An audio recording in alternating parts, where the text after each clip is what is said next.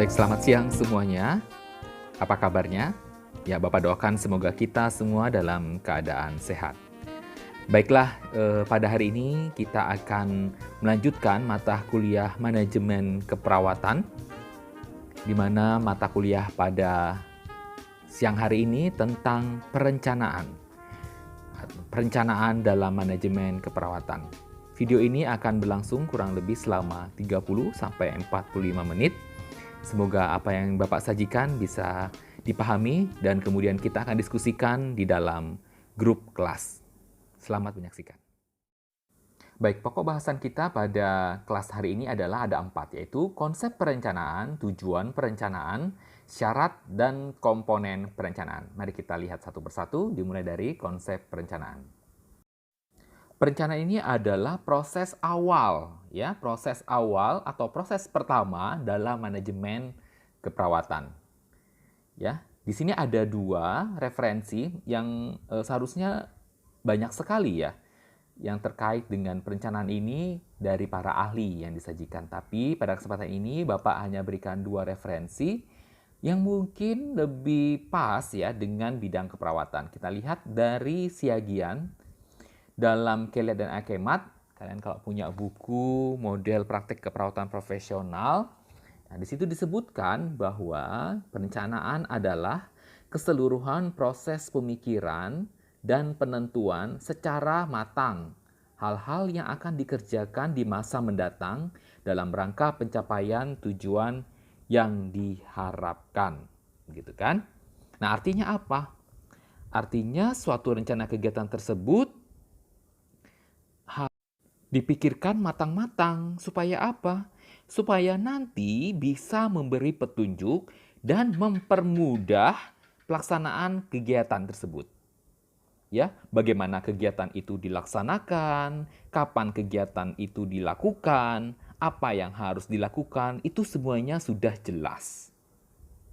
Ya, bahkan disebutkan bahwa perencanaan itu sebagai titik tolak ya dari berhasil atau tidaknya kegiatan selanjutnya.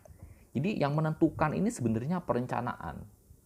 Ya, perencanaan yang matang akan menghasilkan kegiatan yang baik.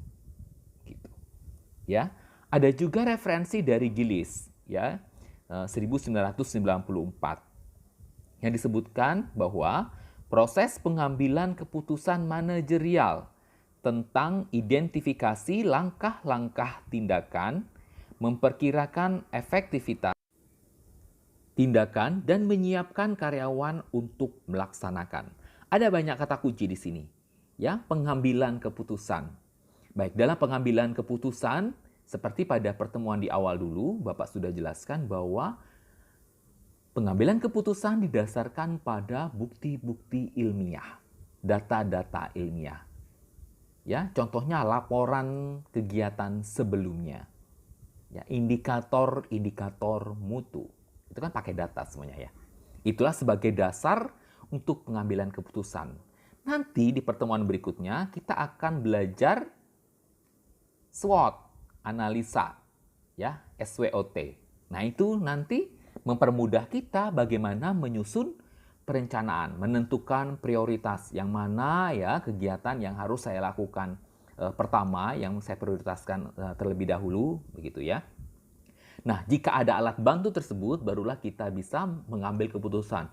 Oh, ya, nanti tahun 2022 kegiatan yang saya lakukan ini, gitu ya.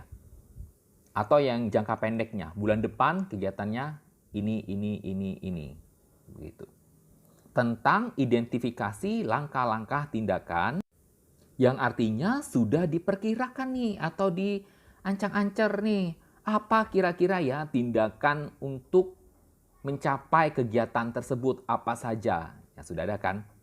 Ya, kalau di bidang itu ada namanya term of reference atau kerangka acuan kegiatan, ya kan? KAK, proposalnya itu kental sekali ya dengan perencanaan. Di situ sudah dijelaskan langkah-langkah tindakannya. Kemudian memperkirakan efektivitas tindakan. Efektivitas biasanya terkait dengan waktu, dana, begitu ya. Dan menyiapkan karyawan untuk melaksanakan. Artinya ini semua sudah dipikirkan. Ya, tindakannya seperti apa? Efektivitas waktu dananya bagaimana misalnya ya. Terus cara kita menyiapkan karyawannya untuk melaksanakan perencanaan tersebut itu seperti apa? Ini sudah ada dalam konsep. Begitu. Sehingga muncul pertanyaan, mengapa perencanaan itu mesti matang? Ya jawabannya karena dalam keperawatan pelayanannya tersebut sifatnya profesionalisme. Sehingga perencanaan pun harusnya profesionalis juga. Profesional juga harusnya. Ya, karena kita seperti yang sudah Bapak jelaskan pada pertemuan pertama, keperawatan itu harus menguasai dua hal, yaitu manajemen dan asuhan. Berikutnya adalah beberapa pertanyaan yang harus terjawab dalam perencanaan yang kita susun. Ya, dalam proposal yang kita susun. Apa saja pertanyaannya? Yaitu yang pertama, tindakan apa yang harus dikerjakan. Sudah ada penjelasannya di situ. Penjelasan dan perincian kegiatan yang dibutuhkan. SDM-nya bagaimana? Itu ya. Kemudian muncul juga pertanyaan yang kedua. Apa sebab tindakan itu harus dilakukan? Munculnya biasanya ada di latar belakang. Kalau di term of reference, gitu kan? Mengapa rencana itu harus dikerjakan? Mengapa tujuan itu harus tercapai? Kemudian pertanyaan yang ketiga, di mana tindakan itu dikerjakan? Yang keempat, siapa yang mengerjakannya? Yang kelima, kapan rencana itu dilaksanakan? Dan yang keenam, bagaimana cara melaksanakannya nanti? Ya biasanya bagaimana cara melaksanakannya nanti, itu ada tahapannya, persiapan, pelaksanaan, dan evaluasi. Persiapan misalnya apa? Ya, persiapan misalnya diawali dengan pembentukan tim melalui SK direktur, begitu kan? Kemudian persiapan diawali dengan rapat panitia, gitu ya, atau rapat tim awal, sampai dengan tahap pelaksanaan dan kemudian terakhir tim tersebut akan melakukan evaluasi. Nah, dari evaluasi itu muncul rekomendasi, begitu kan? Muter terus seperti itu akan digunakan pada kegiatan yang sama mungkin pada tahun berikutnya. Tujuan perencanaan dari suatu organisasi adalah yang pertama meningkatkan peluang untuk sukses. Ya kan? Ya, kalau direncanakan dengan baik, tentu hasilnya juga akan baik. Menstimulasi berpikir analisis. Ya, dalam prosesnya tadi, tentu menggunakan banyak analisis dimulai dari menentukan prioritas, menetapkan strategi, begitu kan fungsi analisisnya jalan ya, berpikir analisisnya. Kemudian mencegah terjadinya krisis manajemen. Ya agar seluruh tindakan dan perencanaan itu mengarah kepada apa? Visi dan misi organisasi. Kalau sudah mengarah ke visi dan misi organisasi, jalannya sama, satu jalan, arahnya sama, ya tentu organisasi tersebut akan menjadi kuat, tidak mengalami krisis. Memfasilitasi membuat keputusan. Ya tadi, ya dengan perencanaan yang baik, nanti akan muncul evaluasi dan rekomendasi yang akan digunakan lagi untuk membuat keputusan. Meningkatkan keterlibatan staf dan komunikasi. Dalam prosesnya tentu akan melibatkan banyak orang dan di sana terjadi komunikasi. Karena di dalamnya itu sudah ada anggaran, tentu biayanya bisa diperhitungkan. Oh, ini bisa karena biaya kita cukup. Oh, ini dikurangi, dimodifikasi begitu. Bisa dilakukan tapi perlu modifikasi kegiatan supaya untuk menekan biaya. Nah, itu kan analisis berpikir. Jadi antara poin 1, 2, 3, 4, 5, 6 ini saling kait-mengkait nih, gitu ya. Bagaimana sih syarat perencanaan yang baik? Syarat perencanaan yang baik itu ada 7. Yang pertama, menjelaskan arah. Kemudian yang kedua, memungkinkan dicapai. Ya jadi realitas begitu ya. Akuntabel, dapat dicapai. Terukur secara kuantitatif. Jadi berupa apa? Kalau kuanti, data-data, angka-angka, begitu kan? Ada batasan waktu, target, ya, misalnya bulan Oktober 2021, targetnya dalam jumlah orang sekian, misalnya kan. Dalam segi kualitasnya, memahami apa, begitu kan? Nah, semua itu juga harus terukur, memahami itu seperti apa, misalnya dengan kuesioner, ya, pre-post test, begitu kalau ada kegiatan-kegiatan tertentu. Nah, itu semuanya harus kuantitatif dan targetnya harus ada. Pencapaian akhir harus diterima semua anggota organisasi. Baik atau buruk, ya semuanya harus sepakat, harus diterima. Ya, tidak ada yang salah jika hasilnya buruk. Karena itulah sebagai cermin, refleksi bagi suatu organisasi yang nanti digunakan untuk menetapkan langkah-langkah selanjutnya yang keluar dari rekomendasi tersebut. Kemudian kriteria dibuat untuk mengukur tercapainya tujuan. Kemudian mendukung sasaran organisasi, ya, terkait mungkin dengan visi dan misi organisasi tersebut. Berikutnya adalah komponen-komponen dalam perencanaan. Kita lihat satu persatu. Jika dilihat berdasarkan waktu, maka perencanaan itu ada perencanaan jangka panjang, yaitu 5-10 tahun. Jangka menengah 1-5 tahun, dan jangka pendek kurang dari 1 tahun. Nanti pada hari ini kita akan banyak diskusi tentang jangka pendek dan jangka menengah. Sedangkan jangka panjang tentu kita sudah menggunakan cara yang lain untuk menyusun perencanaannya, yaitu dengan SWOT atau analisis SWOT, ya. Berikutnya berdasarkan kegiatan, ya. Berdasarkan kegiatan ini ada beberapa. Yang pertama yaitu visi. Ya, harus direncanakan yang pertama, visi organisasi kita itu mau seperti apa? Visi adalah pernyataan singkat yang menyatakan alasan dan tujuan organisasi tersebut dibentuk. Atau dengan kata lain, apa ya landasan dari perencanaan organisasi kita, gitu ya.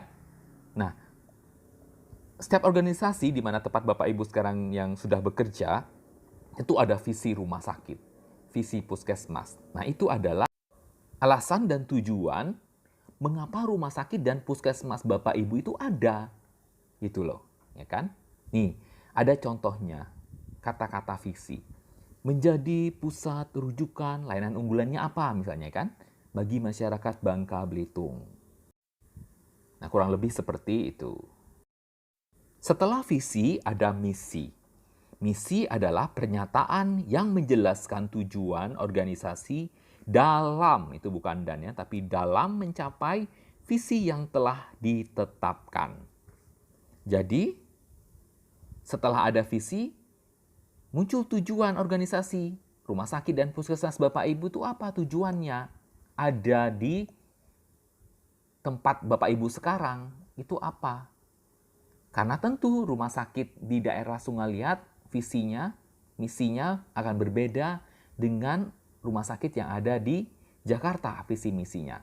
Karena sasarannya berbeda, budaya, masyarakatnya. Ya, oleh karena itu sesuai dengan tujuan yang telah ditetapkan. Contohnya misalnya memberikan pelayanan prima secara holistik dengan apa, sehingga untuk profesional dan sebagainya. Begitu untuk misi.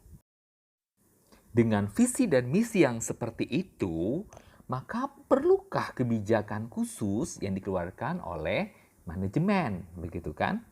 Nah, kebijakan inilah yang nanti berisi tentang pernyataan yang menjadi acuan organisasi dalam pengambilan keputusan. Oh, dalam mencapai visi dan misi itu, sepertinya bagian keperawatan ini kebijakannya harus A, begitu ya. Akan berubah supaya nanti tercapai visi dan misinya. Oh, kalau di bagian penunjang harus B, begitu kan.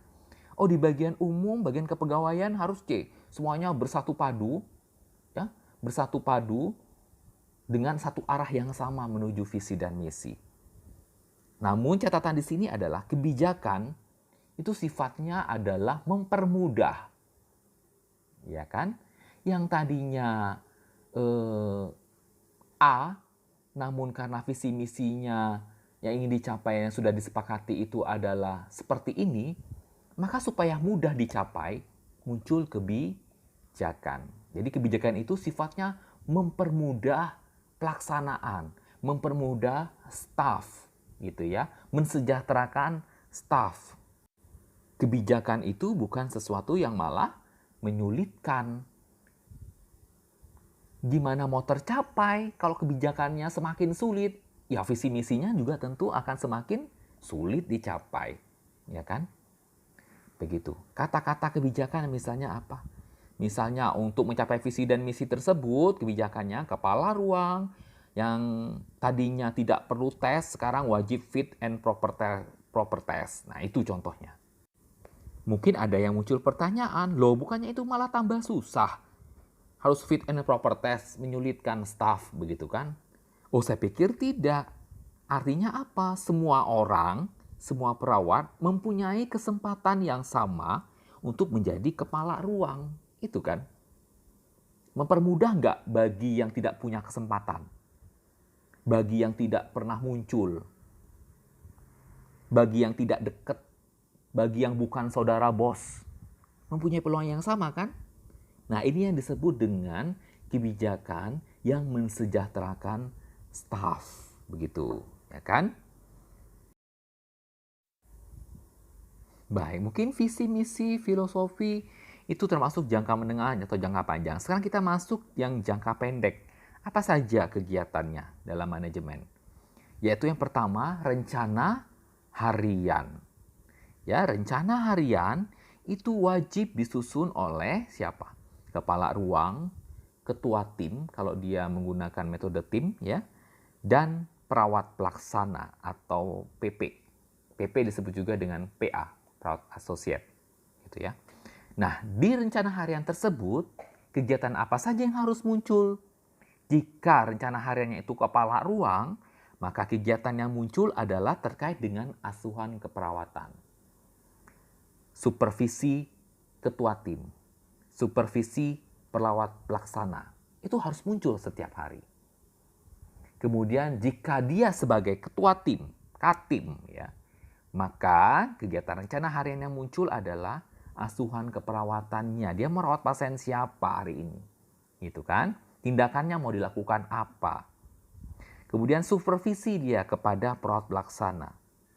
Dia berkolaborasi dengan profesi lain dan membuat alokasi pasien. Nah, bagaimana cara membuat alokasi pasien nanti? Di kelas kita berikutnya pada saat kita kelas tentang pengorganisasian. Kan? Bagaimana cara supervisi? Bagaimana cara kolaborasi dengan profesi lain nanti? Ya, pada saat kita belajar fungsi pengarahan. Begitu kan? Baik, untuk PP, rencana hariannya apa? Ya tentu tindakan keperawatan kepada pasien sepanjang dia berdinas. Mengapa rencana harian ini penting? Rencana harian ini penting karena apa? Karena sebagai panduan tindakan apa yang saya lakukan selama sepanjang shift saya berdinas. Begitu kan? Sehingga tidak ada tuh yang datang ke rumah sakit, yang datang ke puskesmas atau klinik atau tempat bekerja apapun yang bingung, saya mau ngapain ya hari ini? Gitu. Nih, kita lihat contoh formnya. Rencana harian kepala ruangan. Jam 7, saya mau operan. Habis itu saya pre-conference. Ya, kemudian saya akan memeriksa SDM. Saya akan memeriksa sarana dan prasarana. Ini contoh. Kemudian jam 8 saya akan memeriksa kebutuhan pasien. Dicek satu-satu. Jam 9 saya akan melakukan interaksi dengan pasien. Interaksi kepada pasien siapa? Pasien yang baru masuk atau pasien yang memerlukan perhatian khusus. Ya kan? Nah, kemudian jam 10 saya akan melakukan supervisi kepada perawat A. Ya, perawat A selanjutnya mau tindakan apa nih? Mengganti perban misalnya. Ikut. Kita supervisi, lihat dia cara mengganti perban. Misalnya perawat B ada yang mengganti infus, kita temani. Ya, pada saat kita menemani itu ya dalam rangka kita supervisi sambil menilai apakah tindakan yang dilakukan itu sesuai dengan SOP ataukah masih perlu bimbingan, gitu kan? Sampai beberapa perawat kita agendakan untuk melakukan supervisi. Kemudian jam 11 mungkin kita ada rapat. Atau mungkin rapatnya di pagi hari ya, ini fleksibel jadwalnya, nggak harus seperti ini. Jam 12 kemudian kita cek ulang keadaan pasien, perawatnya. Apakah ada kendala, kita cek ya. 13 mempersiapkan dan merencanakan kegiatan asuhan keperawatan untuk sore, malam, dan esok hari saat berdinas. Kemudian kita observasi apakah dilakukan post conference setelah berdinas, begitu ya. Kemudian operan dinas, saya akan memimpin nanti jam 2 siang. Nah, inilah kurang lebih rencana harian kepala ruangan. Begitu ya. Cuma yang PNS mungkin saat ini terbalik ya, jadinya bukan rencana tapi hasil gitu. Yang ditulis dalam CKHP ya. Di dalam etukinnya ditulis. Itu kan hasil ya, bukan rencana. Tapi saya pikir pola pikirnya memang agak berbeda, tapi ya kurang lebih sama. Jadi sejak pergi kerja, kita udah siap-siap ini kita mau ngapain saat itu, gitu ya. Tinggal nanti kita tuangkan dalam etukin, e-kinerja atau apapun aplikasi yang digunakan di tempat Bapak Ibu bekerja, begitu. Sehingga muncul pertanyaan, Karu merawat pasien nggak Pak? Ya merawat. Karu tetap merawat pasien, artinya dia sebagai PPJA-nya. Ya, perawat penanggung jawab asuhannya tetap. Tapi nggak usah banyak, 1 atau 2 pasien dalam satu ruangan dia. Ya, yang lainnya diserahkan kepada yang perawat yang lain. Berikutnya ini contoh dari rencana harian ketua tim. Kita lihat bersama-sama ada operan, pre-conference. Ya, pre-conference kalau perawat yang berdinas dalam tim dia itu lebih dari 1 harus dilakukan pre-conference gitu kan. Yang memimpinnya siapa? Ya Katim yang memimpinnya. Kemudian misalnya dia membimbing makan dan memberi obat pasien misalnya ya. Kemudian jam 8 dia ketemu dengan pasien yang merupakan dia sebagai PPJA-nya. Dibagikan misalnya Wati pasien A. Ini ya kan? Kemudian pasien B, pasien C. Ya udah pasien A, B, C itu kita lakukan tindakan terlebih dahulu sebagai tim. Nah, nanti jam 9 saya mau lihat perawat siapa ya, staf saya, PP saya, PA saya. Oh, saya mau lihat PP itu perawat pelaksana ya. Si A misalnya, ya udah temani dia saat melakukan tindakan keperawatan. Perawat 2 temani. Itu temani apa dalam rangka apa? Dalam rangka supervisi, begitu ya. Kemudian lanjut sampai semua pasien di timnya itu selesai, maksudnya dilakukan asuhan semuanya, dipastikan. Baru setelah itu dilakukan post conference. Nah, sebelum pulang, kalau misalnya Katimnya dinas pagi terus, ya idealnya dinas pagi terus ya kan. Dia membuat alokasi pasien yang ada di timnya. Nanti yang dinas sore, siapa yang merawatnya gitu kan? Pakai nama. Perawat Budi, pasien A, B, C, D. Dibagi kan sama Katimnya gitu kan. Perawat Ani, pasien E, F, G, H. Gitu. Malam begitu juga. Ya, sehingga rapi, terstruktur. Ya, nanti cara membuat alokasi pasien ada di materi pengorganisasian ya pada kelas berikutnya. Selanjutnya kita lihat rencana harian perawat pelaksana. Ya, rencana harian perawat pelaksana tentu isinya semua tentang pasien-pasien yang dia dirawat. Pasien 1 tindakannya mau ngapain ditulis. Ya, pasien A. Ya ini tahunya pada saat apa? Pada saat operan kan? Makanya jam 7 itu kita lihat operan, itu ini pagi. Kemudian jam 8 pada saat operan kan kita udah tulis. Ya. Jadi runutan langkahnya yaitu ya perawat pelaksana begitu datang ke ruangan berdinas yang dia lihat pertama kali apa? Alokasi pasien. Oh, ini ngerawat pasien siapa ya? dinas hari ini, baca A, B, C, D. Oh, pasienku A, B, C, D. Kemudian ikut operan. Jadi udah siap-siap nih denger apa yang dioperin oleh dinas sebelumnya tentang pasien A, B, C, D, E itu. Apa ya yang harus saya lakukan kepada pasien A, B, C, D, E itu. Nah, itulah yang ditulis nanti pesan-pesan yang dinas sebelumnya itu pada rencana harian perawat pelaksana. Langsung dibuat di situ. Ya kan? Dibuat rencana hariannya apa? Taunya pada saat operan. Jadi nggak ada yang lupa. Begitu kan? Nggak ada yang lupa. Masing-masing pegang kopelan. Biasanya begitu datang dinas, langsung ambil kertas kopelan. Buat rencana hariannya. Ya? Datang dinas, ambil kertas kopelan, lihat daftar alokasi pasien, tulis. Pasien saya hari ini, Tuan A, Tuan B, Tuan C, Tuan D. Dengar operannya apa. Oh ini, oh ini. Tuan B, oh ini, oh ini. Tuan C, oh ini, oh ini, oh ini. Nanti tambahan, kalau ada misalnya instruksi, misalnya by phone, ya, hasil lab dan seterusnya, tindakan apa dari dokter jaga dan seterusnya, atau yang mandiri pasiennya mungkin muncul tanda dan gejala yang baru, ya silakan ditambahkan. Baik, berikutnya adalah rencana bulanan. Rencana bulanan ini disusun oleh kepala ruang dan ketua tim. Ya, kepala ruang dan ketua tim. Apa saja yang tertulis dalam rencana bulanannya itu, yaitu kapan dilakukan case conference di ruangan tersebut, jadwal penkesnya, jadwal kepala ruangan tersebut membuat jadwal dinasnya kapan, gitu kan? Jadwal rapat bulan di ruangan itu kapan? Jadwal rapat tim kesehatan kapan? Jadwal dia supervisinya kapan? Jadwal dia melakukan auditnya kapan? Jadwal dia membuat laporan bulanannya kapan? Jadi ada 8 minimal tindakan yang dilakukan Katim dalam rencana bulanan. Gitu ya, nanti ada contohnya. Ya, ini contohnya ya. Ada rencana bulanan kepala ruang gitu ya. Formatnya bisa bentuk kayak format kalender. Di mana tanggal 1 saya akan rapat ruangan. Ya nggak mesti tanggal 1, bebas ya. Ini contoh. Yang kedua nanti saya akan supervisi Katim. Oh, Katim saya akan saya supervisi. Kemudian tanggal 3 saya audit dokumentasi. Kemudian tanggal 4 saya supervisi PA. Kemudian kapan saya pencast? Oh, di tanggal 6. Kapan ya case conference di ruangan ini? Kita bahas satu kasus yuk. Yang menarik di bulan ini apa? Di tanggal 13.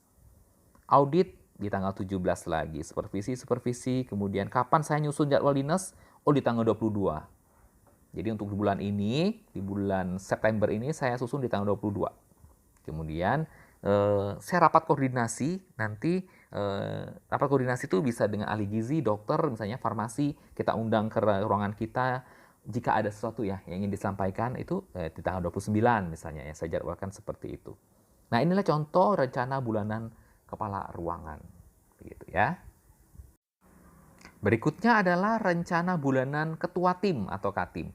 Yang tertulis apa saja di rencana bulanannya? Jadwal dia mempresentasikan kasus dalam case conference. Ya, jadi tanggung jawab Katim untuk case conference. Kapan dia memimpin pencast? Ini dimasukkan. Kapan dia melakukan supervisi kepada perawat pelaksana? Ini juga dimasukkan dalam jadwal bulanannya. Kita lihat sekarang contohnya. Oh, rencana saya di tanggal 1, saya rapat ruangan. Ini cocokin dengan kepala ruangannya ya, supaya sama untuk rapat ruangannya. Kemudian supervisi, saya supervisi PA, saya supervisi PA gitu ya. Berjenjang ya, Karu itu hanya bisa mensupervisi Katim dan PA. Tapi kalau Katim hanya bisa PA yang disupervisi, PA atau PP sama ya. Kemudian case conference. Nah, case conference-nya dia setiap minggu. Oh, rajin nih berarti Katimnya ya. Contohnya ini. Kemudian dia menyusun laporan juga di tanggal 31 akhir bulan. Ya udah. Ya, ini contoh rencana bulanan ketua tim. Ya, berikutnya adalah rencana tahunan ya. Rencana tahunan oleh kepala ruang. Ya, jadi membuat rencana tahunannya kepala ruang, yaitu kapan dia menyusun laporan tahunannya, kemudian perlukah dilakukan rotasi, kemudian adakah perlu penyegaran asuhan, karena datanya biasanya berubah kan, data masalah keperawatan di tahun ini berubah. Oh, tadinya peringkat 8 nih nggak dimasukin ke dalam PAK, panduan asuhan keperawatan, tapi kayaknya diagnosa gangguan mobilisasi fisik misalnya jadi nomor 1 tahun ini. Jadi harus kita masukin nih diagnosa ini ke dalam panduan asuhan perawatan. Nah, seperti itu. Ada perubahan nggak? Ya kan? Kemudian pengembangan SDM-nya, ya apakah perlu tambah perawat atau dipindahkan rotasi tadi? Nah, ini juga perlu ada perencanaan tahunan. Mungkin muncul pertanyaan, Pak, bagaimana dengan kami yang di Puskesmas? Saya pikir sama ya. Prinsipnya tetap harus membuat apa? Rencana harian. Ya kan dalam bekerja harus buat tuh rencana harian. Bulanannya ada, tahunnya ada. Begitu juga bagi Bapak Ibu mungkin yang ada di struktural. Sama, setiap hari rencana hariannya apa? Rencana bulannya apa? Tahunannya apa? Gitu. Namun pada kesempatan ini yang bisa Bapak sajikan hanya contoh dari yang kepala ruang dan Katim. Ya. Baik, sudah selesai materinya. Sekarang masuk yang ditunggu-tunggu yaitu tugas. Tugasnya adalah silakan Bapak Ibu merancang visi tempat Bapak Ibu bekerja. Kalau yang belum bekerja boleh merancang visi seandainya saya punya rumah sakit sendiri. Kalau yang sudah bekerja silakan lihat apa visi rumah sakit atau puskesmas Bapak Ibu semua. Itu aja yang ditulis. Kemudian dihafalkan kalau dulu akreditasi, tapi kalau yang sekarang nggak perlu dihafal akreditasi, yang penting paham maksudnya apa. Misi, filosofi, kebijakan, nah itu semuanya ditulis di dalam tugas. Kemudian buat rencana jangka pendek, yaitu rencana harian, kemudian rencana bulanan, itu saja. Rencana tahunan nggak usah, nanti soalnya khusus kita nanti belajar analisis SWOT. Format rencana harian bisa mengikuti yang contoh Bapak berikan. Begitu juga yang rencana bulanan. Namun isinya harus real ya, di mana Bapak Ibu bekerja. Atau yang belum bekerja ya berarti pengandaian. Demikian kelas kita pada siang hari ini. Bapak harap apa yang sudah kita bahas dan diskusi bersama-sama bisa kalian pahami, kemudian dimantapkan lagi dengan tugas-tugas yang diberikan, khususnya tentang perencanaan dalam manajemen keperawatan. Sukses selalu!